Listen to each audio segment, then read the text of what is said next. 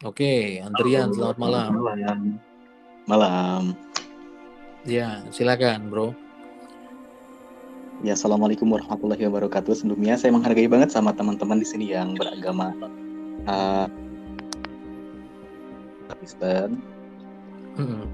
dan bersyukur banget nih dikasih kesempatan buat diskusi di malam hari ini tanpa ada hard feeling atau apapun itu ya. Semoga Yo, let's go. ya. Oke. Pertama-tama saya pengen ngebahas tentang keesaan Tuhan dulu deh yang tadi Bro ini sampaikan. Detailnya seperti apa sih mungkin yang dari sudut pandang Kristen sendiri keesaan Tuhan gitu ya. Keesaan Tuhan. Betul. Oke, saya merujuk kepada landasan ayatnya aja ya. Atau Mm-mm. Shema Israel. Shema Israel itu begini, itu perkataan Musa kepada bangsa Israel. Shema Israel, Adonai Eloheinu, Adonai Ehad. Nah, di situ kata Ehad yang diterjemahkan kemudian Esa. Nah, apa yang dimaknai dari kata Esa itu tadi? Itu menarik kalau kita belajar dalam bahasa Ibrani misalnya. Ya, keesaan itu tunggal yang jamak. Jadi diterjemahkan yang sebenarnya itu harus adalah kesatuan, bukan satu. Nah, kesatuan dari apa? Nah, itu dia yang kadang orang Yahudi itu menerjemahkannya kesatuan berbicara itu kekuasaan. Nah, jadi kalau itu diterjemahkan satu untuk mengartikan bahwa dia ada dan satu-satunya, saya sepakat untuk hal itu. Tetapi kalau dia berbicara dia adalah bilangan satu itu sudah keliru. Karena Tuhan itu bukan bilangan yang bisa kita katakan satu. Tetapi kalau satu mau menjelaskan tentang satu-satunya atau dia yang ada, itu betul. Nah, tetapi kita juga tidak mengimani Tuhan itu satu seperti satu bilangan, satu angka, satu batu, satu apa, satu ikat, nggak pernah. Ya, seperti itu. Yep. Jadi arti Esa itu sendiri dalam iman Kristen itu adalah yang pertama, dia adalah keilahian yang ada. Dan dia adalah kesatuan dalam rangka atau dalam sudut pandang kekuasaannya. Seperti itu. Dia tunggal yang jamak. Seperti itu. Ya, baik, bisa diterima. Dan kalau kita membahas dari sejarah adanya alam semesta ini, sejarah dari awalnya adanya terciptanya manusia, dari keyakinan kita sendiri, siapa sih sosok pertama yang ada di bumi ini sebagai manusia? Oh, bertanya saya. Iya ya. Oh, Adam dan Hawa. Adam. Sebelum Hawa itu siapa? Adam. Adam, oke. Sebelum Adam itu? Tidak ada. Tidak ada. Dan kenapa Tuhan menciptakan Adam? Iya, karena Tuhan mau menyatakan kemuliaannya melalui Adam. Betul. Dan di situ sendiri ada membahas ini kan, membahas putar ketika Adam diturunkan ke bumi. Tidak ada.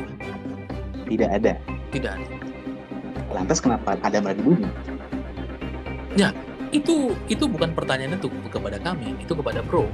Karena memang Adam itu di bumi.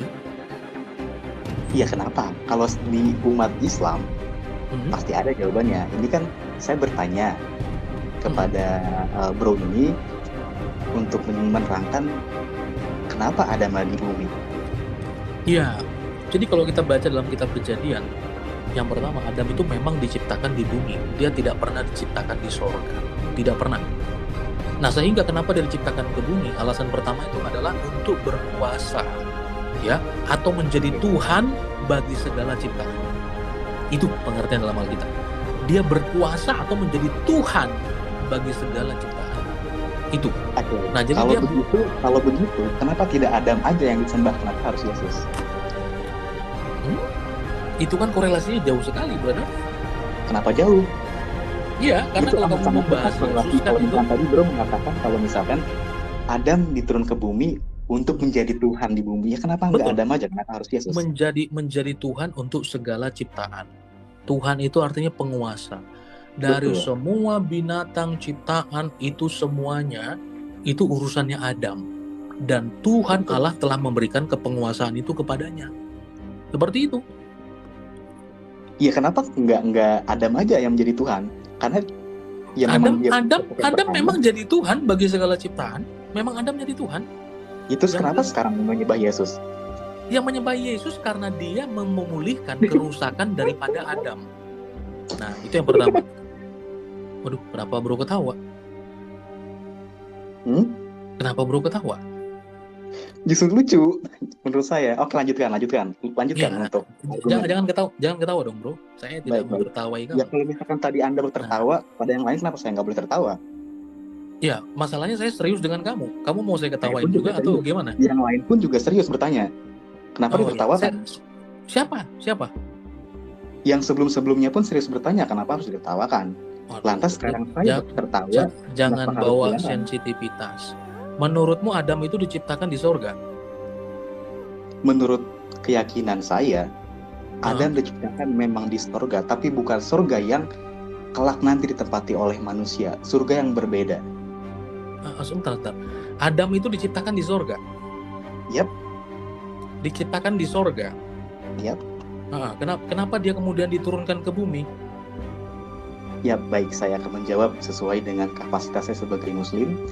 Adam diturunkan ke bumi untuk menjadi pemimpin untuk kaumnya, bukan Tuhan.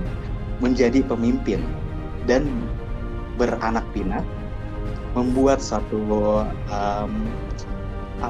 kelompok-kelompok dari keturunan-keturunannya dan tersebar di muka bumi untuk menjadi pemimpin, bukan untuk jadi Tuhan.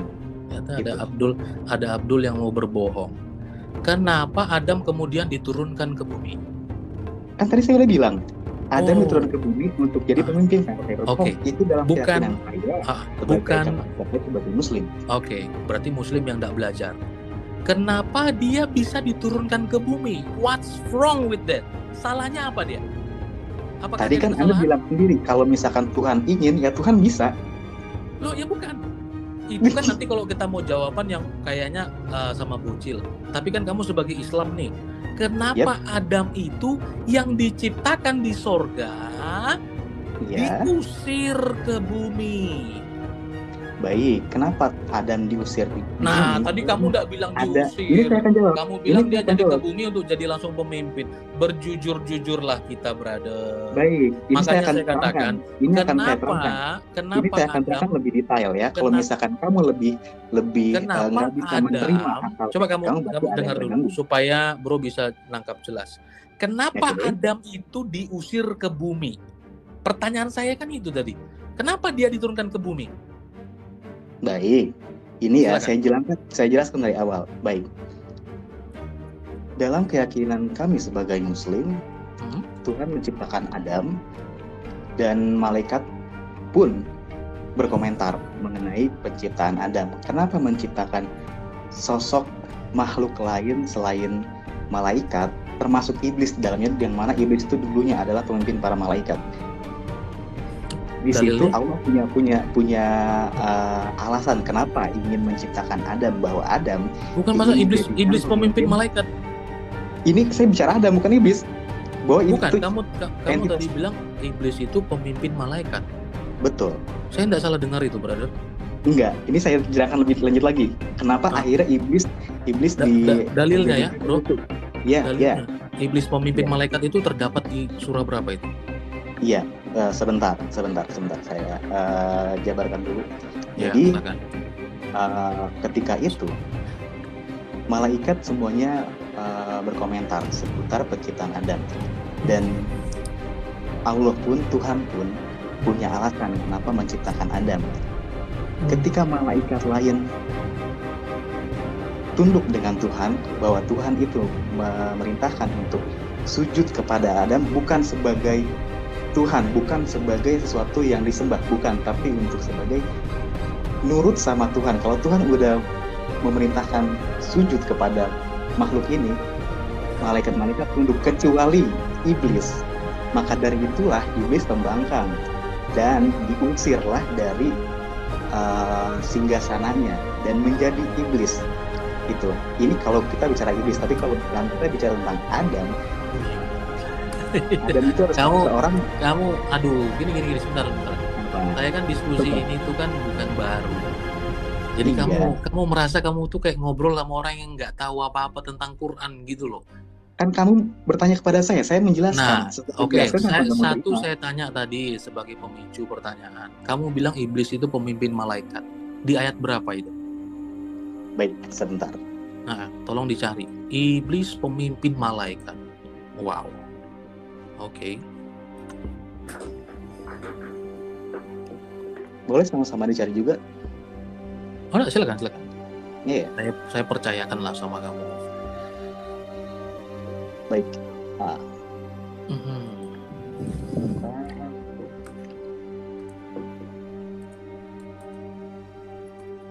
Oke. Ini ditulis dalam surat Al-Kahfi ayat 50 yang berbunyi, "Dan ingatlah ketika kami berfirman kepada para malaikat, sujudlah kamu kepada Adam. Maka mereka pun sujud kecuali iblis. Dia adalah dari golongan jin, maka dia mendurhakai perintah Tuhannya. Pantaskah kamu menjadikan dia dan keturunan sebagai pemimpin selain aku? Padahal mereka adalah musuhmu. Sangat buruklah iblis itu sebagai pengganti Allah yang bagi orang yang zalim." Jelas surat Loh, Al-Kahfi ayat mana? 50. Yang dia bilang pemimpin mana? Tadi sudah disebutkan. Aduh, Oke, ini bahaya nih. Sudah berapa Kalau tadi? itu, Coba saya cek. Al-Kahfi boleh. Al-Kahfi Bentar, Al-Kahfi ayat 50. Kahfi ayat 50. Dan dalam kurung.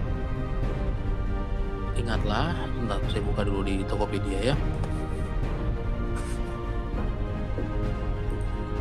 Oke. Dan dalam kurung, ingatlah ketika kami berfirman kepada para malaikat. Oke. Sujudlah kamu kepada Adam. Oke. Oke. Diperintahkan sujud itu siapa yang diperintahkan? Malaikat ya. Yep. Nah, oke. Malaikat yang disuruh sujud. Sujudlah kamu kepada Adam, maka mereka pun sujud kecuali iblis. Yep. Betul? Oke. Nah, dia adalah dari dalam kurung golongan jin. Maka dia mendurhakai perintah Tuhannya. Betul. Pantaskah kamu menjadikan dia dan keturunannya sebagai pemimpin selain aku, padahal mereka adalah musuhmu? Yep. Ya, yang mana kamu bilang tadi iblis itu pemimpin? Oke. Di ayat tersebut dituliskan bahwa betul kan bahwa si iblis ini adalah bagian dari malaikat, dari golongan malaikat. Loh, ya bukan salah. Ya salah dong, benar kamu salah baca itu. Gimana? Coba baca lagi. Nah, saya baca ya. Aduh, teman-teman semuanya tolong dicek Al-Qur'annya ya. Ini ini parah ini. Apa yang Dan saya sebutkan betul nggak kalau dari golongan jin ataupun malaikat disuruh sujud kepada Adam, tapi itu dia malah tambah-tambahanmu membangkang, lagi betul kan? kalau kamu Dan bilang kok tambah-tambahan di situ ditulis saya jelaskan. sujudlah kamu kepada Adam. Dan juga kalau untuk beliau, bukan beliau, dia yang terkutuk itu bagian dari pemimpin para malaikat itu tercantum di kitab Al-Ghazali yang pastinya itu adalah ulama-ulama terdahulu yang menafsirkan hal tersebut. Jadi kalau dalam Al-Quran itu hanya intinya, tapi untuk esensi lebih jauhnya lagi itu ada di kitab Al-Ghazali yang saya pun juga nggak punya, tapi saya pernah baca hal tersebut. Oke, ini keluar dari konteks. Oke, ini keluar dari konteks keesaan Tuhan. Kita balik lagi ke pembahasan keesaan ini kan Tuhan. tadi mau saya perjelas, jangan. Ini udah jauh kan, udah jauh melenceng. Justru tadi kita pengen mengulurkan lagi. Ya, kita pengen mengulurkan lagi tentang ke. Sebentar. Di mana di sini dikatakan iblis adalah malaikat? I got you, brother. Oke. Di mana di sini dikatakan iblis adalah malaikat? Apa? Iya, di mana di ayat ini dikatakan iblis itu malaikat? Di mana? Tadi katanya udah setuju bahwa ini udah melenceng jauh, kita balikan lagi ke keesaan. Bahwa ini kapan saya bilang begitu? Oke, kalau misalkan kamu yang dibahas, kamu mau melarikan. Enggak, kalau misalkan kamu pengen saya membahas seputar iblis, ini udah keluar jalur dari pembahasan keesaan Tuhan ini. Kita balik, apakah kamu akan melencengkan ke hal-hal yang di luar pembahasan Yesus? Bahwa di sini akan membahas pure tentang Yesus, oke? Karena konsepnya pun seperti itu. Karena konteksnya pun di sini seperti itu, dan saya pun juga ingin bertanya hal lain lagi. Ya, sebentar. Jangan ini lah, slow. Yo, Kalau itu satu saya pengen saya Iya. pengen meluruskan lagi, jangan sampai keluar konteks, karena tadi udah keluar konteks jauh banget. Karena ya saya menghargai kamu yang sebagai pembicara di sini, host di sini, yang ingin slow. Kok panjang sekali kalimat. Santai aja. Kan ini saya yang atur, mau saya naikkan orang, mau saya turunkan orang, atau kita ngobrol sepanjang malam, kan saya yang atur itu. Tenang aja. Boleh. Nah. Oke, kamu bilang iblis itu malaikat dan pemimpin malaikat. Padahal tidak ada ayatnya seperti apa yang kamu katakan. Contoh mengenai iblis itu adalah malaikat. Oke. Dari mana ayat ini mengatakan iblis itu malaikat? Dari mana ayat ini? Saya open cam aja deh, supaya teman-teman lihat ayatnya ya. Karena ini ngomongin apa sih? Ya, silakan. Gini. Nah, itu kamu udah sadar ini ngomongin apa sih? Mau saya luruskan lagi ke keesaan malah nggak mau, gimana? Bukan, untuk orang-orang yang baru, brother. Ini ngomongin apa nih? Nah, gitu, supaya dia tahu. Nah, jadi kita membahas ketidakkonsistenan Bang Adrian. Nah, ini kamu bilang iblis adalah malaikat. Di mana ayat di sini mengatakan iblis kalau adalah dibilang konsisten, saya lebih konsisten karena saya akan mengacu kepada pembahasan awal tentang keesaan Tuhan. Di sini yang tidak konsisten siapa? Oke, Itu kan hanya esensi aja tadi membahas putra malaikat. Justru kamu malah membelokkan, udah bahas malaikat aja, kenapa? Orang saya itu cuma karena aja. Bukan saya bilang yaudah kita bahas malaikat, karena kamu bilang iblis adalah pemimpin malaikat. Apakah itu hal yang penting? Lebih akan penting. Daripada Saya akan jelaskan korelasinya tentang Yesus sendiri. Apakah lebih penting untuk Kristen? Enggak juga. Penting sekali. Betul, penting sekali. Nanti saya bahas. Nah, saya tanya, kenapa pentingnya? Nah, pentingnya adalah kenapa kemudian nanti manusia itu diturunkan ke bumi. Oke? Nah, kamu tenang aja, slow aja. Iblis itu nggak diturunkan ke bumi.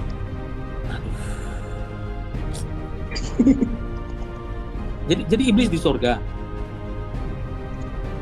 Iblis ditempatkan di tempat tersendiri.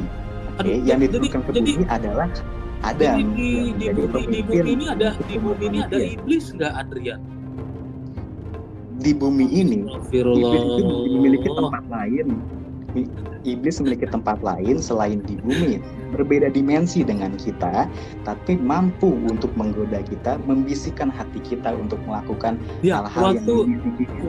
Waktu dia membisikkan sesuatu dalam hati kita itu, dia ada nggak di situ? Dimensi lain.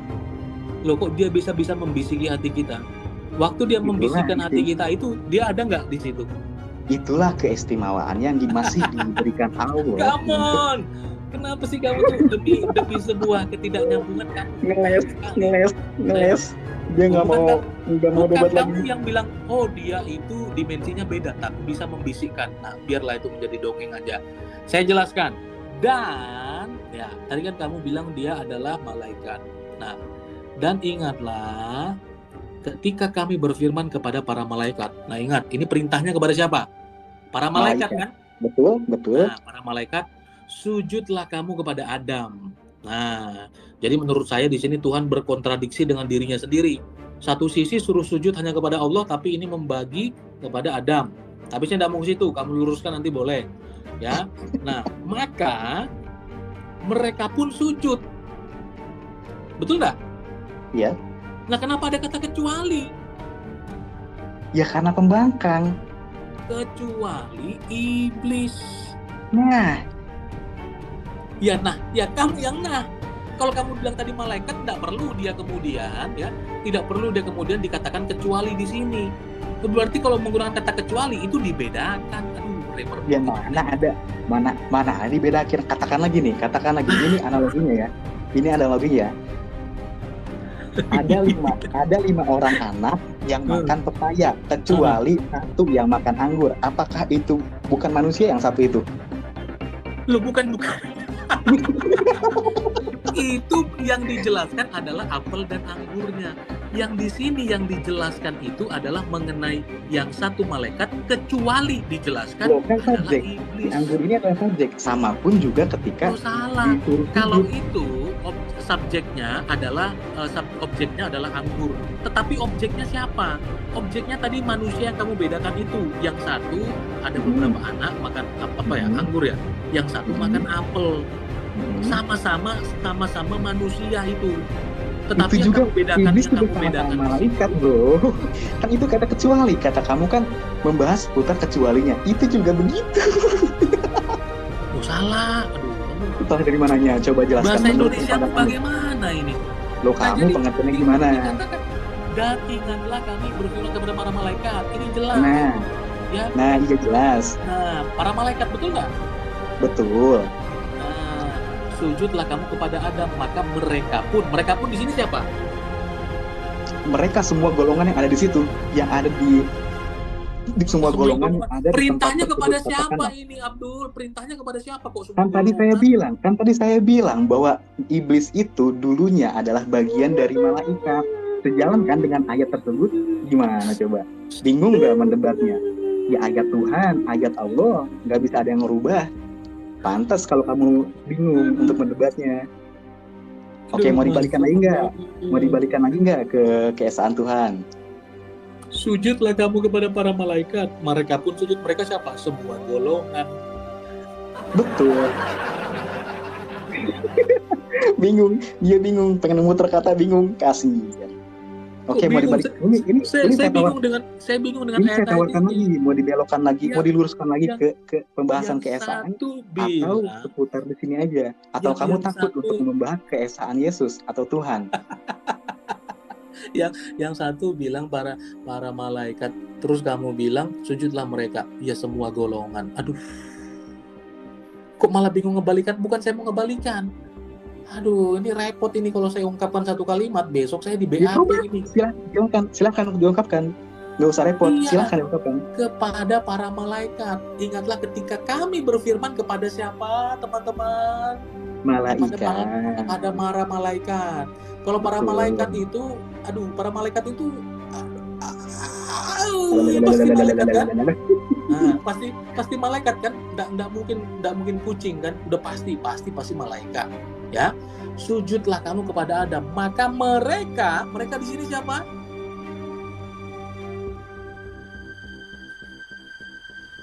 Jamak. Nggak usah ke jamak. Loh, ini perintahnya kepada siapa sih? Iya, malaikat. Mereka itu siap kan? Yang kamu pertanyakan sekarang udah malaikatnya udah nggak dibahas. Sekarang ke merekanya. Mereka itu siapa? Ya jamak.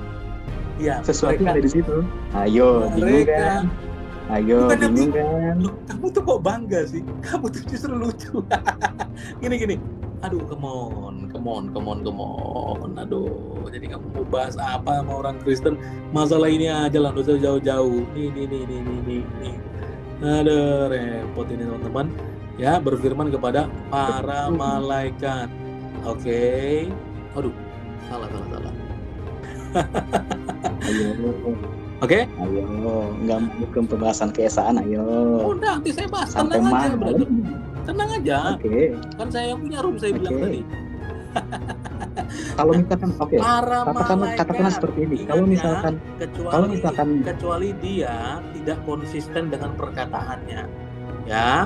Oke, katakanlah kamu tidak percaya akan hal itu. Tujuannya. Oke, katakanlah kamu tidak percaya akan itu. Terus lanjutannya seperti apa? Ini kok bukan tidak percaya. Kamu bilang tadi. Terus pemimpin malaikat. Masalahnya apa? Kata-katanya tidak ada iblis pemimpin malaikat. Nah, itu kan bualanmu. Itu kan saya udah disebutkan dalam kitab Al-Ghazali. Ingat, dalam kitab Al-Ghazali. Kalau untuk di ayat tersebut menyebutkan bahwa iblis itu bagian daripada malaikat. Gitu. Iblis bagian daripada malaikat. Berarti iblis diciptakan dari cahaya. Berarti iblis diciptakan dari cahaya juga. Tuh, ada yang komen tuh, balik ke keesaan gimana? Aduh, kamu jawab dulu, jangan kabur dulu. Jadi iblis sudah diciptakan dari cahaya.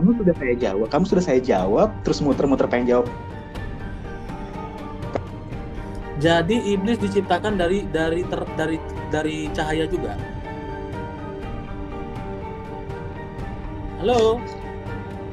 Selamat malam. Iblis diciptakan dari cahaya juga.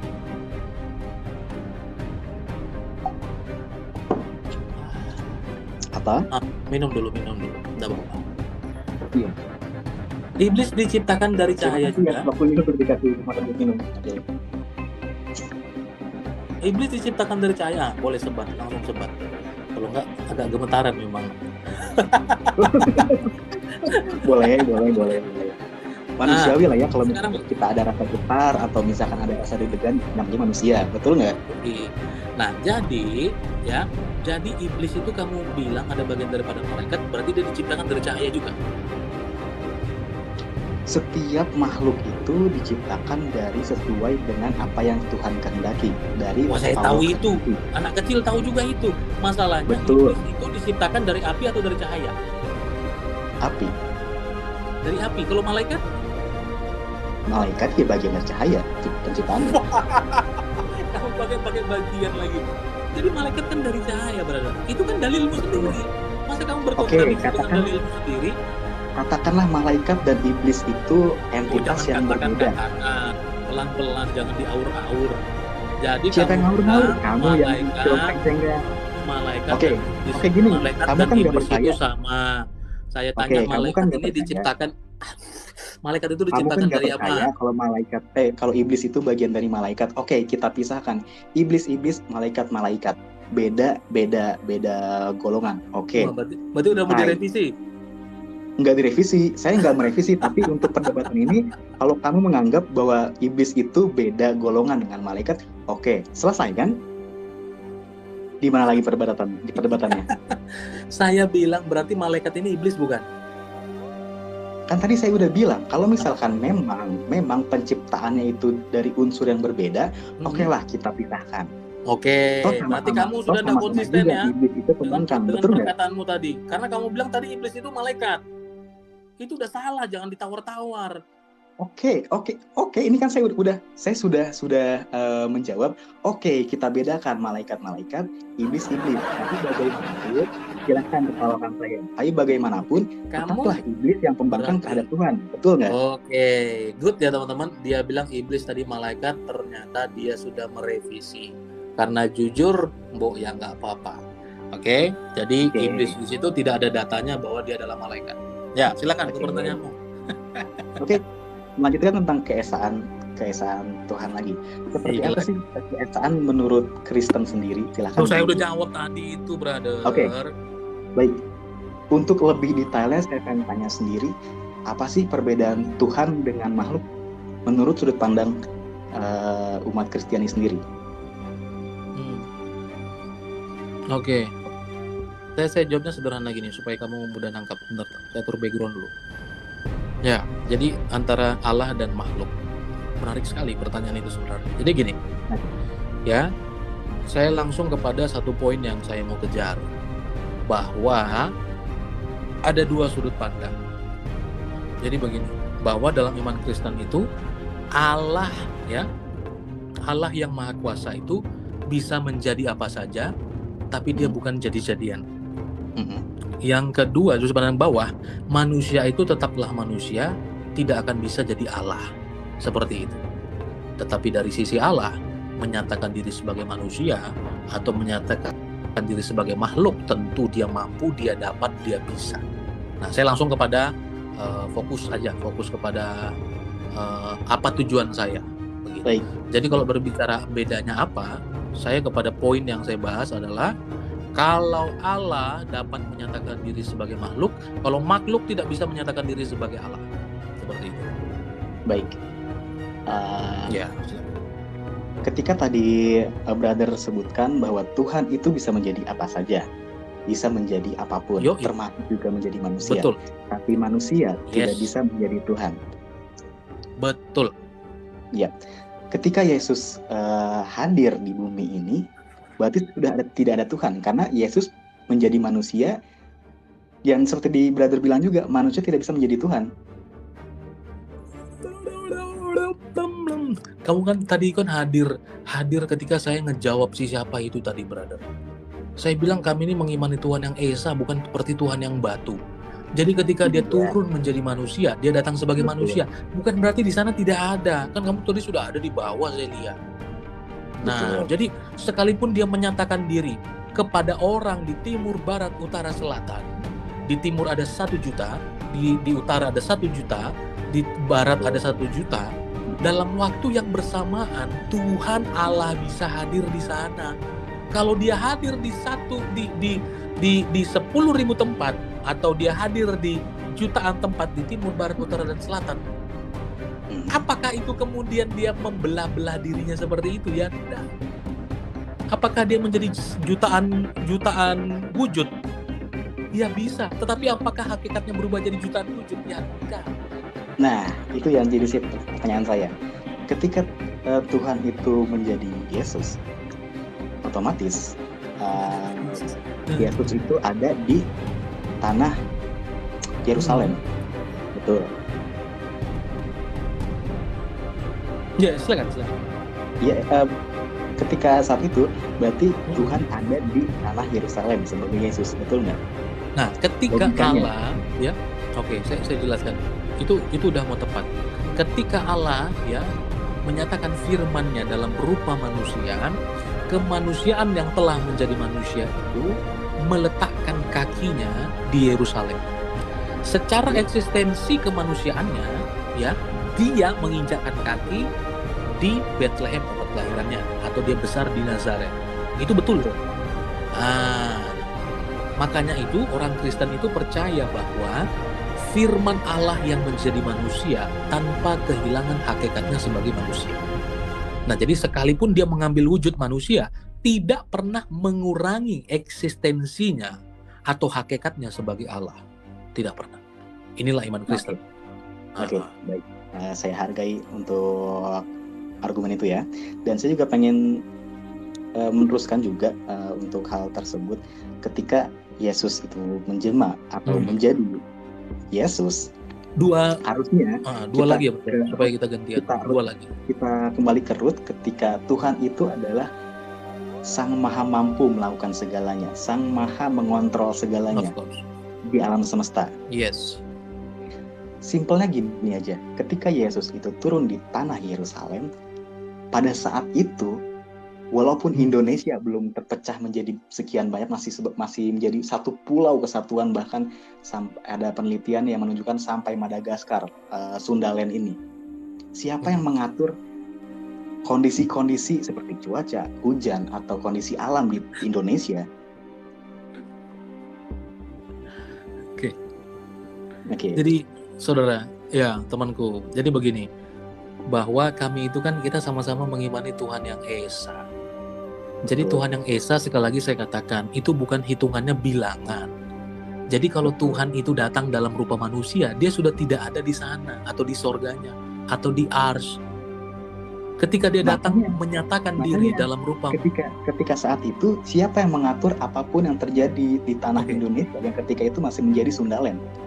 Padahal Tuhannya turun di Yerusalem, menginjakkan kaki di tanah Yerusalem seperti yang tadi kamu bilang ya. Yes.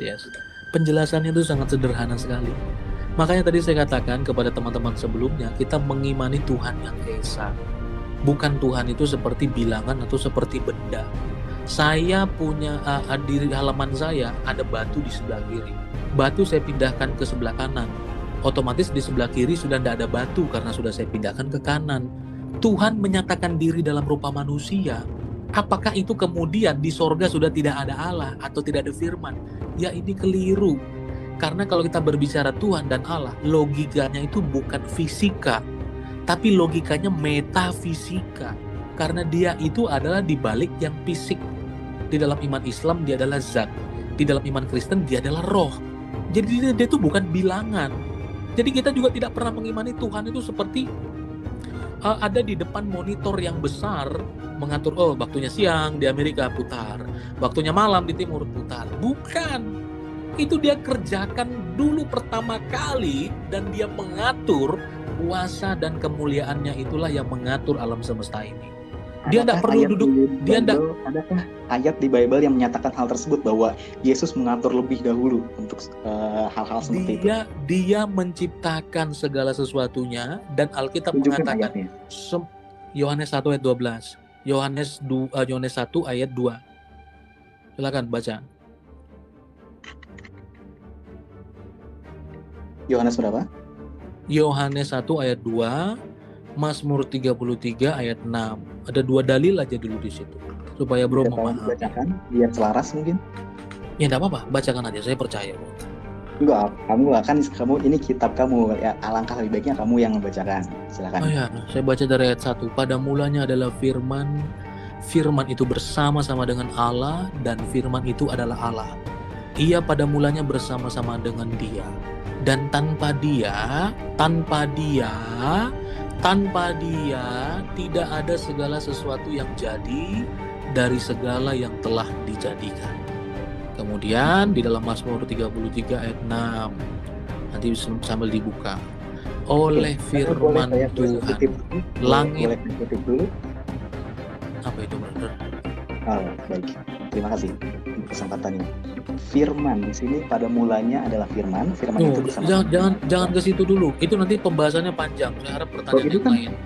Itu kan bagian dari yang tadi kamu bahas juga. Betul, itu dalilnya. Tapi nanti kalau kamu ngutip itu, saya harus jelaskan lagi konteksnya. Nggak apa-apa. Nah, waduh panjang. Teman-teman di bawah masih banyak yang ngantri, brother. Makanya saya bilang 2 lagi. Begitu. Oke. Kalau misalkan 2 lagi tadi udah berapa saya? Ya udah beberapa sih saya ladeni narasi aja. Mau dilanjutkan lagi untuk pembahasan itu? Silahkan. Boleh, maksudnya tadi yang berbicara mengenai bahwa Yesus itu kan menciptakan, betul nggak? Ya. Nah, makanya saya katakan bahwa di dalam Alkitab bahwa Sang Firmanlah yang menjadi kuasa daripada Bapa menciptakan segala sesuatu karena Dia satu dengan Bapa. Firman dan Bapa itu adalah satu. Berapa? Yang awalnya siapa? Allah dulu, Firman dulu, atau Yesus dulu? Itu salah bang. Itu berpikirnya salah. Bukan yang mana duluan. Waktu, makanya saya jelaskan sebagaimana manusia, karena Alkitab menjelaskan manusia itu diciptakan segambar dan serupa dengan Allah. Dalam konteks itu bahaya. Ya sebentar dong, saya kan jelaskan. Mau kamu bilang bahaya mau apa, yang penting tidak pernah Alkitab dipakai untuk ngebom, itu tidak pernah. Kamu tenang aja, nggak usah bahaya sama Alkitab. Tunjukkan sesuatu ayat atau Al-Quran atau kitab suci manapun yang ada perintah untuk membom. Silahkan tunjukkan. Nah itu dia, kenapa Al-Quran itu satu-satunya ya kitab yang menjadi barang bukti pengeboman. Kenapa harus Al-Quran? Kalau untuk mengkambing hitamkan, saya pun bisa untuk menjadikan. Nah makanya kenapa kamu mengatakan bahaya? Kenapa kamu memulai itu kalau kamu tidak mau dimulai? Ketika Tuhan diserupakan dengan manusia atau makhluk, itu bahaya. Tuhan diserupakan makhluk. Iya, makanya kami itu tidak pernah meyakini diciptakan dari sperma yang hina. Dari benih saja sudah dibilang hina. Kami tidak pernah begitu, makanya saya jelaskan kamu bahaya. Gimana bahaya, ini kita mau? Itu yang tadi saya sebutkan, bahaya itu ketika Tuhan bisa diserupakan dengan makhluk atau manusia. Itu amat sangat diksi yang sangat bahaya. Ini garis besar ya, diksi yang sangat berbahaya. Ya terserah lah, bro mau bilang diksi yang berbahaya. Yang berbahaya ya itu tadi yang saya bilang itu. Ya, makanya saya katakan manusia diciptakan segambar dan serupa dengan Allah. Artinya apa? Bahwa di dalam diri manusia itu berbeda dengan ciptaan yang lain. Manusia diciptakan itu punya kehendak bebas, bukan seperti binatang. Ya. Yes, manusia diciptakan dengan free will, betul. Ya. Oh, jadi kamu jangan bilang betul-betul di Al-Qur'anmu enggak ada. Loh, kamu bilang, iya, kamu bilang betul. Memilih apa keputusannya, memilih apa yang disembah. Tapi ingat, hari pembalasan akan ada. Tunjukkan kamu tadi bilang ada kehendak bebas, betul-betul. Kok pede betul. Loh, saya setuju. Kenapa ketika saya setuju mati pertama kan kocak. Ya bukan, kok kamu bilang saya setuju. Loh, setuju sama keyakinanmu itu Alkitab. Loh, saya setuju kan tadi saya mengeluarkan kata setuju ketika kamu mengungkapkan bahwa manusia itu punya free will. Yes, saya setuju. Manusia punya free will. Saya bisa tunjukkan dalilnya tentang free will. Kamu bisa tunjukkan dalilnya tentang free will? Silakan. Kamu bisa enggak? Kalau bisa saya ladeni. Kalau enggak usah. Nah, searching dulu. Silakan sama-sama cari. Oh enggak, saya sudah tahu. Enggak usah saya cari. Nah, Apa makanya coba? kamu, Apa coba? waduh, nanti kamu kopi enak bener. Terus enggak, silakan. Enggak, Ini saya udah makanya dapat saya juga kok. bilang, Ini saya sudah dapat kok, juga kok, kok. Silakan. kok kamu bilang, oh iya saya setuju. Lu emangnya kamu Tuh, ada? kok muter? Ada. Mau ditunjukkan? Silakan. Coba Makanya tunjukkan kamu, dulu silakan ayat Bible yang menunjukkan bahwa nggak punya, kasihan. oh, sorry brother, Nggak punya. nggak mungkin saya bahas itu kalau saya nggak punya. Gimana sih? Ya udah, Saya sama untuk saya yang adil. nantang kok. Untuk adil silahkan sama-sama tunjukkan. Saya tunjukkan, kamu tunjukkan, betul nggak? Untuk adil ya. Oke. Iya. Kehendak bebas ya. Atau Tuhan Iya. memberikan kebebasan ya. Betul. Sama-sama open game kita. Yap. Ya. Tunjukkannya bahwa Tuhan memberikan kebebasan. Oke. Haleluya. Oke.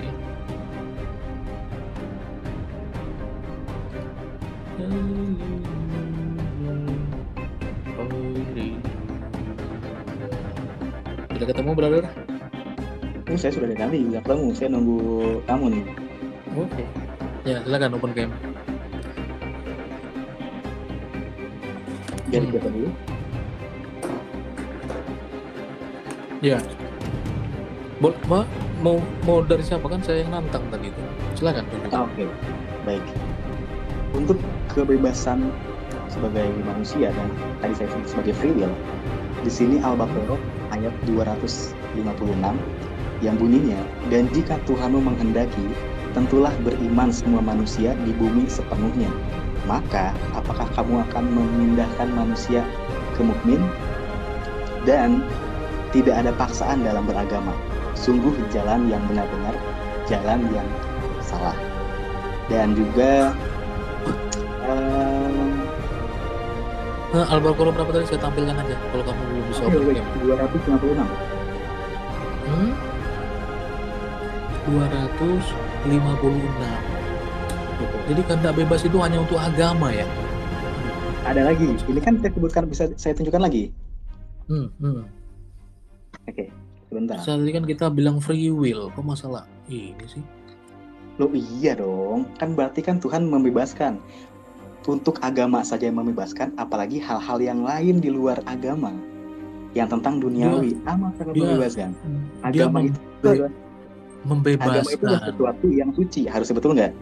Agama itu adalah sesuatu yang suci dan langsung turun dari Tuhan. Untuk hal yang suci saja Tuhan membebaskan kepada manusia, apalagi hal-hal yang tidak suci lagi gitu. Apalagi untuk hal yang tidak suci. Iya, itu tafsiran Ustadz Adian itu saya temu di mana itu?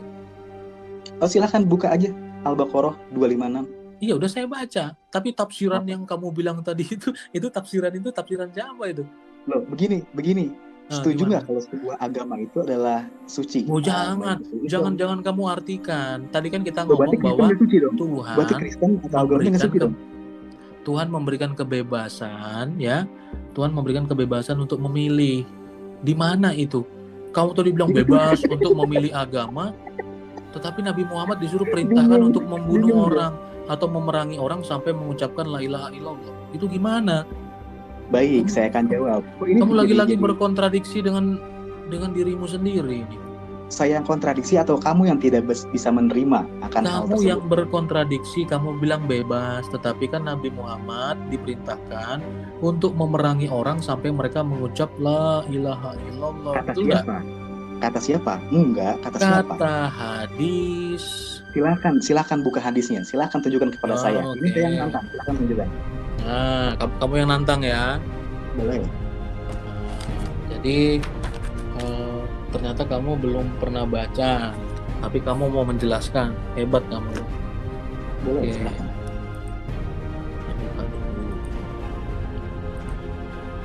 Ini belum pernah baca, teman-teman. Oke. Kamu buka ya, hadis riwayat Imam Muslim.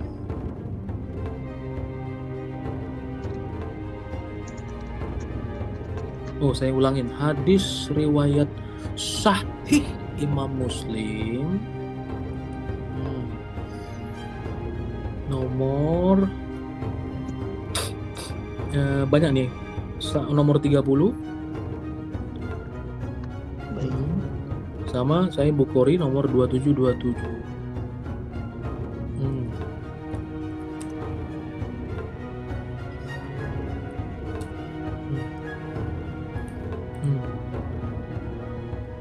Halo? Iya loh. Oh, masih duduk kan? Masih ngerasa juga malah. Saya pikir langsung gimana gitu, saya nggak enak, brother. Oke, lanjutkan. Silakan. Bukhari 2727 juga, ya. Silakan. Ya baca lah, kan saya yang nantang, gimana sih? Waduh, ya tapi kan nanti saya dipikir ngomong yang enggak. Kamu Kan bisa baca dicek. lah. Kan itu bisa dicek dimanapun. Kalau untuk hadis sahih itu di Google pun banyak.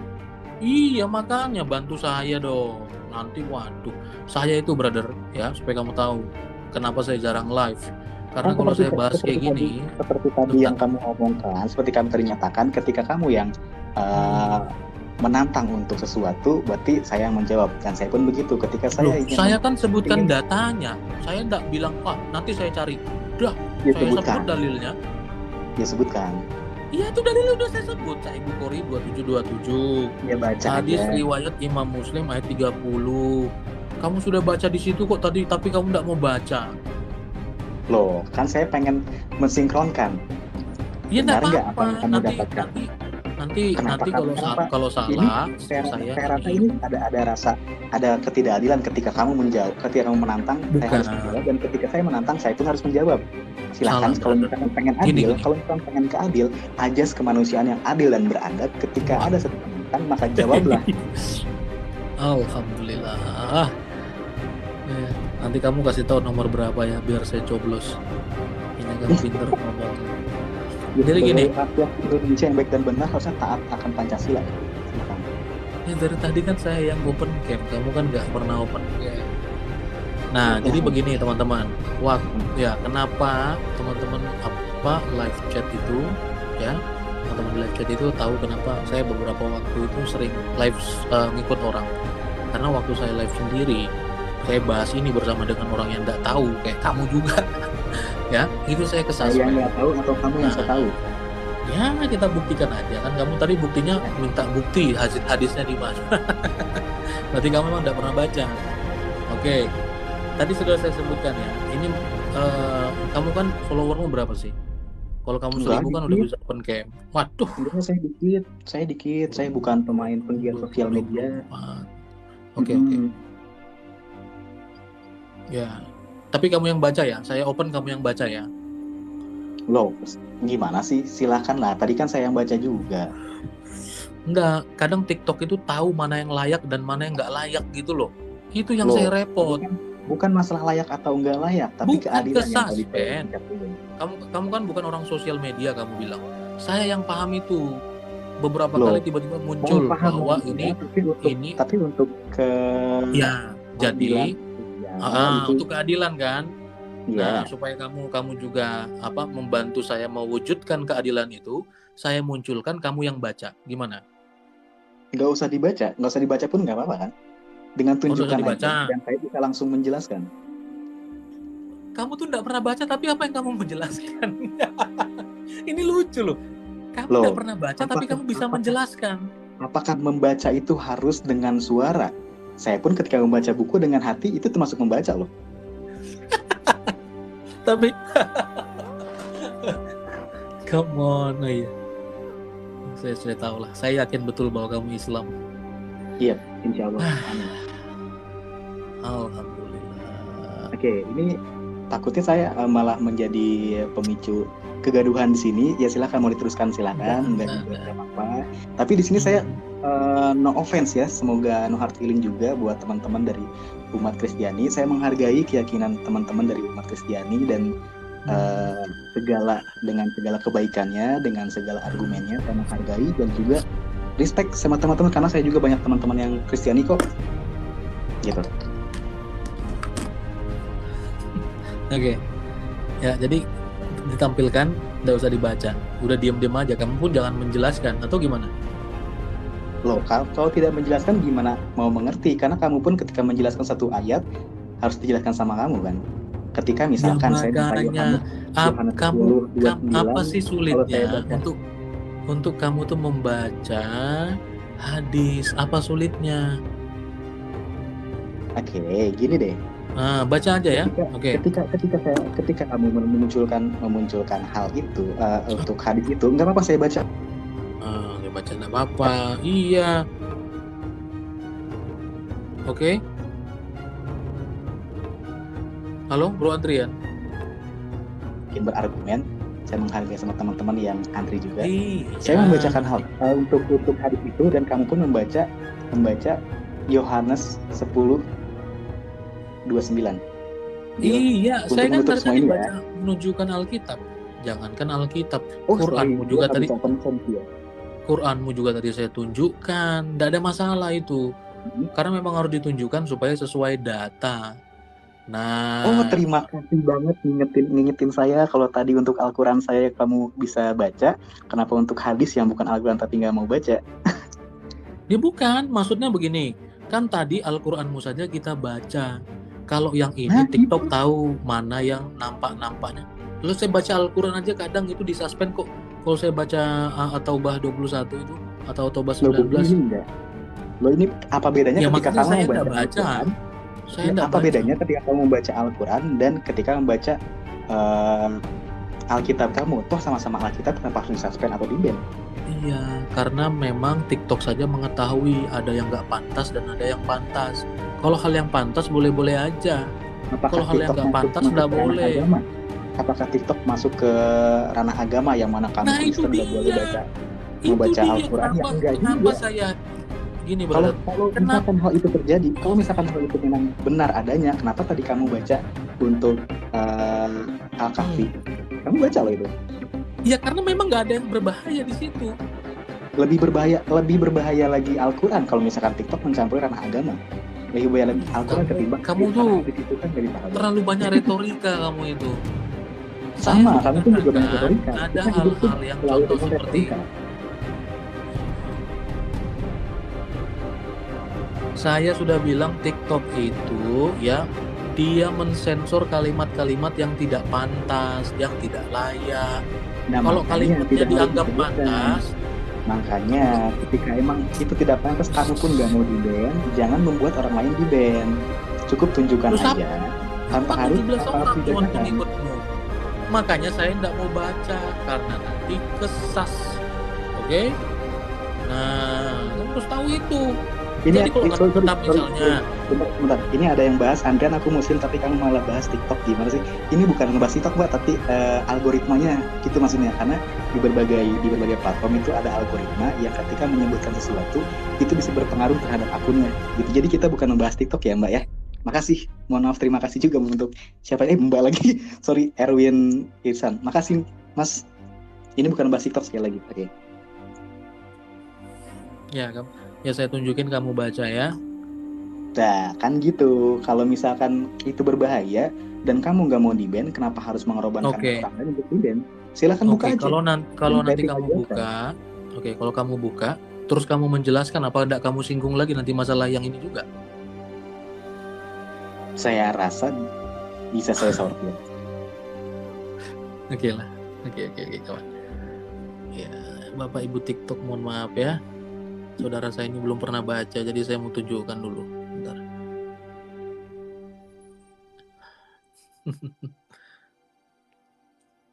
Ya, saya ke ini ya. Sahih Bukhari 2727.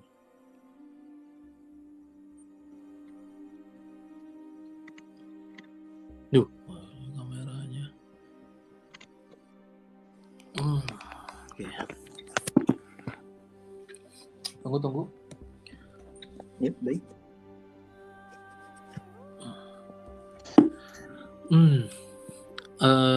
Arabnya atau terjemahannya?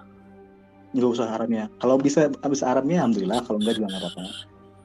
Ini ya teman-teman ya. Nah, kitab jihad dan penjajahan. Oke. Nah, kelihatan enggak? Silakan.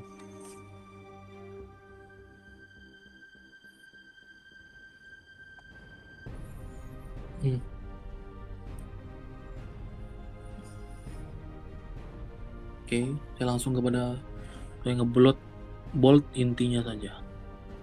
Betul.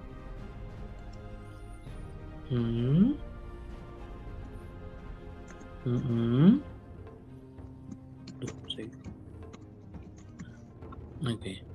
Enggak, kamu enggak salah ketik, betul itu. Jadi jangan di ini lagi. Oke. Nah, jadi kalau kamu bilang dibebaskan, aduh. Bebaskan bagaimana? Oke. Ini saya jawab juga, mungkin Tolong disensor kata-katanya ya. Yang masalah saya nggak ngebahas itu, Mungkin persamaannya, mungkin di sini persamaannya ada di Matius 10:34 saja. Come on Abdul, jangan begitulah jadi orang. Karena semua rasul itu, semua nabi dianjurkan dan diperintahkan untuk saya capek deh berbicara dengan orang yang suka berbohong. Setelah dibacakan, oke, ini sama dengan oke, that's good, oke. Ini sama dengan, kamu nggak jujur bro. Saya capek dia berretorika dengan orang-orang seperti itu. Ya, kamu pikir tadi saya berbohong? Tunjukkan. Ya, tunjukkan. Mudah-mudahan ada yang untuk siapa tadi ya yang menemukan ke YouTube. Tunjukkan. Nah, dikasih tahu. Aduh, ini bagaimana ini, teman-teman? Come on lah, ya. Kan sebenarnya setidaknya gini, kunci daripada diskusi itu setidaknya jujur. Hanya itu. Ya. Setidaknya jujur. Lah, ini enggak jujur. Makanya saya enggak mau baca. Ya. Aduh. Iya bang, itu bertele-tele. Ya itu, ini sama dengan Matius bla bla.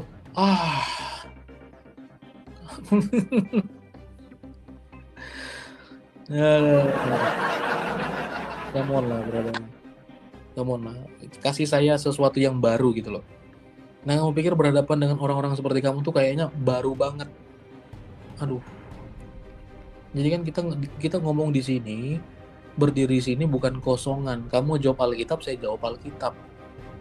Saya tanya kamu hadis, kamu nantang saya buka, langsung kamu tiba-tiba lupa ingatan. Aduh, jangan begitulah. Ya. Jangan begitu, bro. Oke. Thank you semua. Kak Diana, thank you.